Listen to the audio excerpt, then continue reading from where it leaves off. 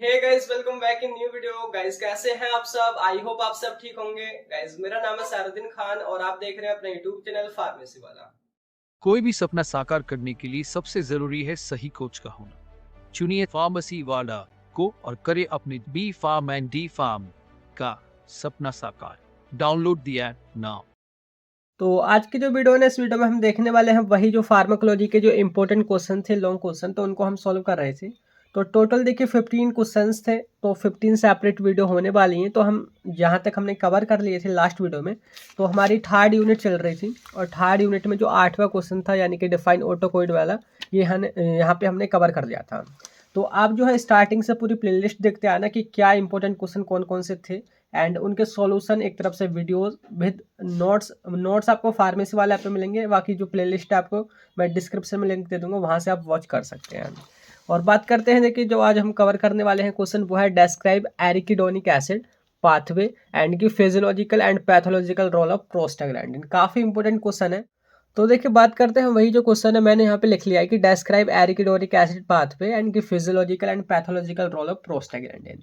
थोड़ा मैं सिलेबस में दिखा दूँ कहाँ पे हम देख रहे हैं। तो हमारी यूनिट थर्ड है ये, और जहाँ पे क्वेश्चन है प्रोस्टाग्लैंडिन। तो ये जो हमारा ऑटोकोइड है, तो ये कैसे सिंथेसाइज होता है? तो ये ऑटोकोइड एरिकिडोनिक एसिड पाथवे से ही सिंथेसाइज होता है। तो ये प्रोस्टाग्लैंडिन कैसे बनता है, साथ के साथ इसका रोल क्या है, पूरी फार्माकोलॉजी इसकी हमने देखनी है। ठीक है, तो देखते हैं कि सबसे पहले ये एरिकिडोनिक एसिड क्या है। तो एरिकिडोनिक एसिड होता है एक हमारा फैटी एसिड, है ना। फैटी एसिड, वो भी हमारा फैटी एसिड कैसा, पॉली अनसैचुरेटेड, यानी कि उसमें कई डबल ट्रिपल बॉन्ड होंगे। तो वही लिखा है कि arachidonic acid is a polyunsaturated fatty acid और it acts as precursor for the synthesis of prostaglandin, leukotrienes and thromboxane. तो ये जो तीनों मैंने वर्ड नेम लिए हैं कि प्रोस्टाग्लैंडिन, ल्यूकोट्रिन्स एंड थ्रोम्बोक्सिन, तो ये हमारे ऑटोकोइड्स होते हैं। ऑटोकोइड्स के आप प्रीवियस वीडियो को देख लेना कि क्या होते हैं, उनका रोल क्या है, आपको मैंने सारा कुछ वहाँ पे बता ही दिया था, यानी कि पिछला क्वेश्चन वो भी इंपॉर्टेंट है। प्लेलिस्ट को देखते आओगे तो आपको कोई प्रॉब्लम नहीं होगी, है ना। तो यहाँ पे देखिए यही जो हमारा एरिकिडोनिक एसिड है, ये एज ए प्रिकर्सर काम करता है। वर्ड प्रिकर्सर अगर आपको नहीं पता है कि इसका मतलब क्या होता है, यानी कि एरिकिडोनिक एसिड से ही ये तीनों चीज़ें बनती हैं, आप ऐसे मान सकते हैं। ठीक है, तो वही जो पाथवे है यानी कि उसी पाथवे के द्वारा बनती है, तो वही पूरा हमने डिस्कस करता है। बात करते हैं कि देखिए एरिकिडोनिक एसिड जो होता है वो कहाँ पे प्रेजेंट होता है। तो देखिए जो आपने सेल मेम्ब्रेन देखी होगी, सेल के अंदर जो आउटर मोस्ट लेयर होती है सेल मेम्ब्रेन, तो वो फॉस्फोलिपिड वाई लेयर की बनी होती है, यानी कि विलायर आप बोल सकते हैं, वाई लेयर बोल सकते हैं।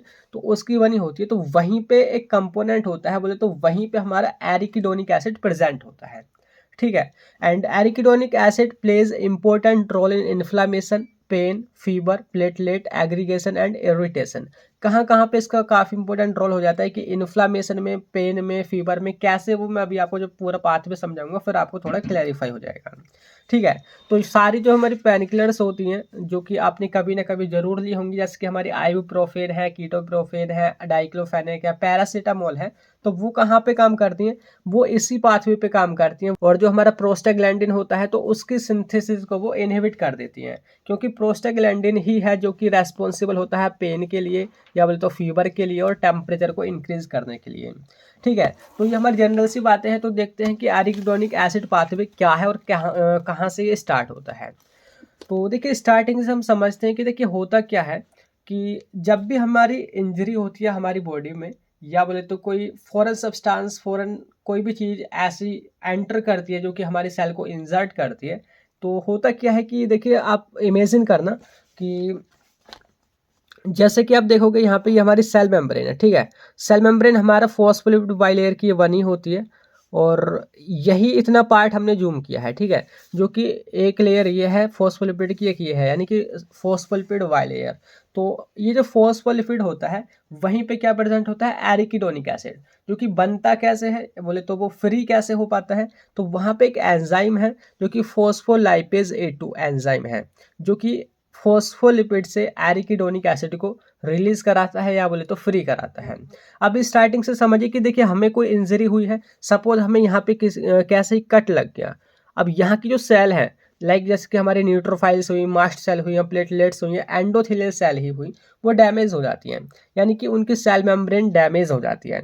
ये फॉस्फोलिपिड, यहाँ से हमने थोड़ा इसको जूम आउट किया है, तो ये जो फॉस्फोलिपिड है, तो वो जो है एक एंजाइम की मदद से बोले तो फॉस्फोलाइपेज A2 एंजाइम की मदद से वो एरिकिडोनिक एसिड में कन्वर्ट हो जाता है।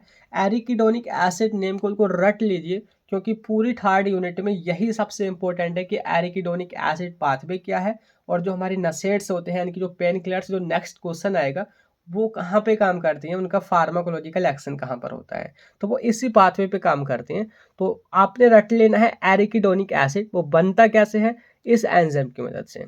ठीक है, फर्दर क्या होता है इस पाथवे में, देखिए यहाँ पे दो एंजाइम है, एक है साइक्लोऑक्सीजनेज, एज आ रहा है यानी कि एंजाइम है ये भी, एक है 5 लाइपोऑक्सीजनेज, यहाँ पे भी एज आ रहा है यानी कि ये भी हमारा एंजाइम है। शॉर्ट में बोल देते हैं कॉक्स एंड लॉक्स।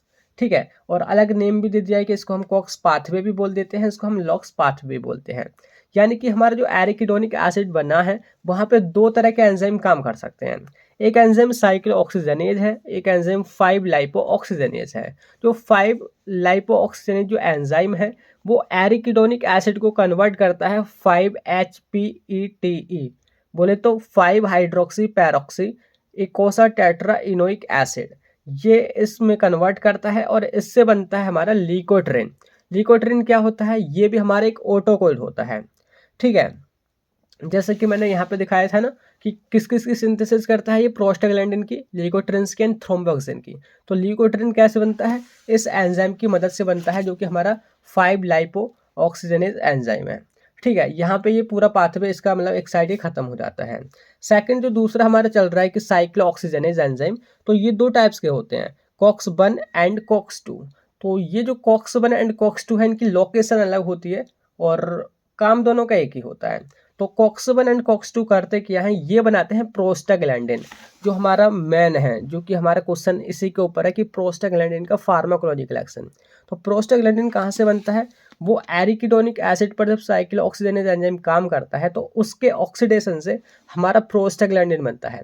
प्रोस्टाग्लैंडिन भी कई टाइप्स के होते हैं, बोले तो जैसे कि प्रोस्टाग्लैंडिन सबसे पहले G2 बनता है, प्रोस्टाग्लैंडिन G2 यानी कि PGG2 जिसको हम बोलते हैं। उसके बाद दूसरा एक और प्रोस्टाग्लैंडिन बनता है जो कि प्रोस्टाग्लैंडिन H2। और ये जो प्रोस्टाग्लैंडिन H2 है इससे कई और चीज़ें बनती हैं, जैसे कि पहले है थ्रोम्बोक्सिन। थ्रोम्बोक्सिन क्या है, ये वही है हमारा, यानी कि ये भी हमारा ऑटोकोइड है। ठीक है, तो ये थ्रोम्बोक्सिन ऐसे बनता है। इसके अलावा PGE2 ये भी एक टाइप्स का हमारा एंजाइम प्रोस्टाग्लैंडिन ही है। एंड नेक्स्ट है कि PGI2, ये भी हमारा प्रोस्टाग्लैंडिन ही है जिसको हम प्रोस्टासाइक्लिन भी बोलते हैं। ठीक है, एक है हमारा PGF2 अल्फा एंड PGD2। तो ये जो है सारे हमारे प्रोस्टाग्लैंडिन के ही टाइप्स हैं। तो प्रोस्टाग्लैंडिन जो हमारा बना है, लीगोट्रिन्स बना है और इसके अलावा जो थ्रोम्बोक्सिन बना है, तो ये किससे बने हैं, ये एरिकिडोनिक एसिड से बने हैं। ये अलग अलग एंजाइम की मदद से बने हैं दोनों, और इसी पूरे पाथवे को हम एरिकिडोनिक एसिड पाथवे कहते हैं।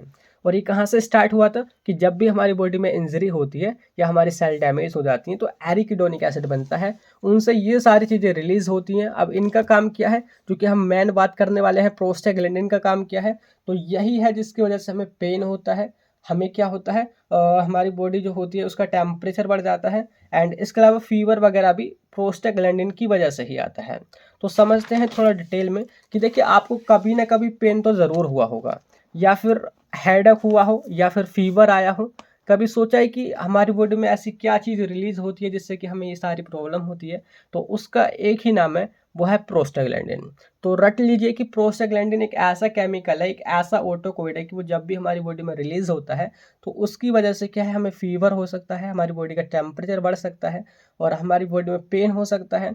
और इसके अलावा भी कई फंक्शन हैं जो कि अभी हम पूरी फार्माकोलॉजी में इसको हम देखेंगे। तो सिंपली पहले क्या है कि प्रोस्टाग्लैंडिन एक हमारा ऑटोकोइड होता है जो कि रिलीज होता है टिश्यूज से, क्योंकि ऑटोकोइड वाली जो वीडियो है उसमें मैंने अच्छे खासे से डिस्कस करा था कि क्या है ऑटोकोइड और वो कहाँ से रिलीज होते हैं। ठीक है, it is lipid compound that is called eicosanoids. ये हमारा लिपिड होता है एक्चुअली में, केमिकल स्ट्रक्चर इसके देखें, और ये इकोसैनोइड कहलाता है। इकोसैनोइड कहने का क्या मतलब है, इसमें एटलीस्ट 20 कार्बन प्रेजेंट होते हैं, कम से कम 20 कार्बन इसमें प्रेजेंट होते हैं, और उसी की वजह से इसको हम इकोसैनोइड्स बोलते हैं। और आगे देखिए लिख रखा है कि जो प्रोस्टाग्लैंडिन होता है वो कब रिलीज होता है, बोले तो कब बनता है, तो ये एरिकिडोनिक एसिड के मेटाबॉलिज्म से बनता है। जैसे कि हमने यहाँ पे देखा ही है कि यहाँ पे हमारा प्रोस्टाग्लैंडिन बना है, और ये कब बना है, जब हमारी टिश्यू की इंजरी हुई है। है ना, ये बिना उसके रिलीज नहीं होता है, ठीक है। या फिर हमारी सेल डैमेज हो जाती है तब भी ये हो जाए, ऐसा नहीं कि इंजरी हो तभी सेल डैमेज होती है, और भी कई रीजंस होते हैं, है ना। तो बात करते हैं prostaglandin, it is responsible for three thing, mostly 3 चीज़ों के लिए बहुत ज़्यादा रेस्पॉन्सिबल है, पेन के लिए, पेन के लिए, फीवर के लिए एंड इन्फ्लामेशन के लिए, ठीक है। बात करते हैं कि इसको सबसे पहले जो डिस्कवर किया था, 2 साइंटिस्ट थे, गोल्ड ब्लेट एंड यूलर, इन्होंने डिस्कवर किया था, और उनके लिए ना इसको उनको नोबेल प्राइज से भी सम्मानित किया गया था, यानी कि एक अच्छी खासी उन्होंने एक खोज की थी, क्योंकि इसी की वजह से कई सारी प्रॉब्लम्स हमको होती है ना, फीवर हुआ, हमारा पेन हुआ, या हमारी इन्फ्लामेशन वगैरह हुई। और बात करते हैं जो हमारे प्रोस्टाग्लैंडिन है वो कई टाइप्स के होते हैं, जैसे कि मैंने बताया था कि यहाँ पे आपने देखे भी होंगे कई टाइप्स, यानी कि PGE2 है, PGI2 है, PGF2 है, PGD2 है, PGG2 है, PGH2 है। तो वही जो है सारे टाइप्स मैंने यहाँ पे लिख रखे हैं, ठीक है। और ये अलग अलग बॉडी के पार्ट्स में अलग अलग रहते हैं, बोले तो इनकी लोकेशन अलग अलग होती है, काम एक ही होता है, ठीक है। बात करते हैं अब इसके फार्माकोलॉजिकल एक्शन की, कि आखिर काम क्या होता है, क्या क्या कॉज करते हैं ये। अच्छा, मैं आपको एक चीज़ बताऊं कि प्रोस्टाग्लैंडिन आप समझें थोड़ा, कि प्रोस्टाग्लैंडिन हमारे लिए अच्छा है या फिर बुरा है, यानी कि वो रिलीज होना चाहिए या फिर नहीं होना चाहिए। तो इसके 2 पॉइंट्स हैं, कि होना भी चाहिए और नहीं भी होना चाहिए। बोले तो वो अच्छा भी है, उसके एडवांटेजेस भी हैं, डिसएडवांटेजेस भी हैं। जैसे कि एडवांटेज की बात करें, आपने देखा होगा ना, आपको जब फीवर आता है, आपको लगता होगा, या फिर जो शायद पढ़े लिखे लोग नहीं होते ना, उनको लगता है कि फीवर एक बीमारी है जो कि हमें मतलब प्रॉब्लम कॉज करने के लिए ही आता है। लेकिन आप मेडिकल स्टूडेंट हैं, आपको पता ही होगा कि फीवर जब आता है, वो हमको ये इंडिकेट करता है कि हमारी बॉडी में कुछ गड़बड़ है, कुछ प्रॉब्लम चल रही है, अदरवाइज फीवर नहीं आएगा। यानी कि फीवर तो हमारी इम्यून सिस्टम का ही एक पार्ट है, बोले तो वो हमारे लिए कुछ एडवांटेज ही ला रहा है, बोले तो अगर टेम्परेचर नहीं बढ़ेगा, फीवर नहीं बढ़ेगा, तो और भी कुछ प्रॉब्लम हमारी बॉडी में हो सकती है। तो अगर फीवर नहीं आए तो हमारी बॉडी और भी ज़्यादा इंजर्ड हो सकती है, और भी कुछ ज़्यादा सीरियस प्रॉब्लम हो सकती है। तो इस वजह से यहाँ पे जो हमारा एडवांटेज है किसका, प्रोस्टाग्लैंडिन का, है ना। यहाँ पे आप समझ के होंगे, थोड़ा रिलेट करना कि फीवर जो है हमारे फायदे के लिए ही आता है, ठीक है। बात करते हैं कौन कौन से फार्माकोलॉजिकल एक्शन है इसके। तो पहला है इन्फ्लामेशन एंड पेन। जो इन्फ्लामेशन हो जाती है, इन्फ्लामेशन कहने का क्या मतलब होता है, इसमें स्वेलिंग एंड इसमें हमारा पेन एंड रेडनेस, तीनों चीज़ें कंबाइन को हम इन्फ्लामेशन बोलते हैं। तो ये सब कुछ रेस्पॉन्सिबल किसकी वजह, मतलब किसके वजह से ये होते हैं, वो है हमारा प्रोस्टाग्लैंडिन। बात करते हैं बॉडी का टेम्परेचर किसकी वजह से बढ़ता है, तो वो है हमारा प्रोस्टाग्लैंडिन। तीसरा है बेजोडाइलेशन, कि जो प्रोस्टाग्लैंडिन PGI2 है, PGE2 है एंड PGF2 है, ये एज ए बेजोडाइलेटर काम करते हैं। बोले तो जो हमारी ब्लड वेसल्स हैं, ये जो हमारी ब्लड वेसल्स ये होती हैं, ये जो पतली हैं, इनको थोड़ा डायलेट कर देते हैं, चौड़ा कर देते हैं। जैसे ही वो चौड़ी होंगी, यानी कि वहाँ पे ब्लड प्रेशर जो है काफ़ी कम हो जाएगा। तो एज ए बेजोडाइलेटर ये काम करते हैं यहाँ पे। एंड फोर्थ थ्रोम्बस फॉर्मेशन, जैसे कि आपने देखा होगा कि प्रोस्टाग्लैंडिन से ही लास्ट में जाके थ्रोम्बोक्सिन बन रहा है। ये हमारा क्या है, ऑटोकोएड है। और थ्रोम्बोक्सिन का काम क्या होता है, ये थ्रोम्बस बनाता है। थ्रोम्बस को समझिए, यानी कि प्लेक फॉर्मेशन। आपने देखा होगा ना, जो प्लेटलेट इकट्ठी हो जाती हैं, प्लेटलेट किसके लिए रेस्पॉन्सिबल होती हैं, जो थक्का बनता है ब्लड का, जो प्लेटलेट इकट्ठी हो जाती हैं, यानी कि ये ब्लड को बहने में दिक्कत भी कॉज कर सकती हैं। तो यहाँ पे थ्रोम्बस फॉर्मेशन किसकी वजह से होता है, यही प्रोस्टाग्लैंडिन की वजह से। नेक्स्ट देखिए वो है GIT। GIT पे क्या क्या इसके असर होते हैं, क्या क्या काम है। तो देखिए कुछ जो हमारे प्रोस्टाग्लैंडिन होते हैं वो डायरिया भी कॉज कर देते हैं, ठीक है। और बात करते हैं कि जो PGE2 एक और एंजाइम है जो कि गैस्ट्रिक सीक्रेशन को डिक्रीज कर देता है।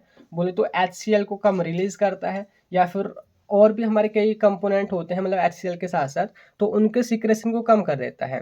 तो यहाँ भी उसका कई बार इंपॉर्टेंट रोल हो जाता है, बिकॉज जो हमको पेप्टिक अल्सर हो जाते हैं, तो पेप्टिक अल्सर से क्या होता है, हमको एसिडिटी वगैरह की वजह से बहुत ज़्यादा जलन होती है स्टोमक में। तो अगर हमारे मतलब ये सीक्रेशन कम होंगे, यानी कि पेप्टिक अल्सर ईजिली वो ठीक हो सकते हैं। तो यहाँ पे इंपॉर्टेंट रोल हो जाता है प्रोस्टाग्लैंडिन का, वो भी एसिडिटी में, या बोले तो पेप्टिक अल्सर में, ठीक है। नेक्स्ट और एक और इसका इंपॉर्टेंट रोल है, वो है इफेक्ट ऑन नर्वस सिस्टम। कि नर्वस सिस्टम पे देखिए एक्चुअली में ये एज ए न्यूरोट्रांसमीटर काम नहीं करता है, लेकिन ये जो अदर जो न्यूरोट्रांसमीटर्स होते हैं जो कि नर्वस सिस्टम में काम करते हैं, ये उनको थोड़ा अफेक्ट कर देता है, बिहेवियर को थोड़ा चेंज कर देता है।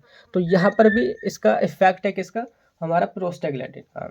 तो ये जो पूरा क्वेश्चन था आपने देखा ही होगा, मैंने स्टार्ट किया था कि क्या है एरिकिडोनिक एसिड पाथवे, और give pharmacological and pathological role of prostaglandin. तो मैंने सारा कुछ समझाया है, बाकी देखिए नोट्स आपको फार्मेसी वाले ऐप पे ही मिलेंगे, मैं डिस्क्रिप्शन में लिंक दे दूंगा, और नेक्स्ट जो क्वेश्चन है उसको भी हम जल्दी से सॉल्व करेंगे। ठीक है, तो मिलते हैं नेक्स्ट किसी वीडियो में, तब तक के लिए bye bye, thank you, have a nice day.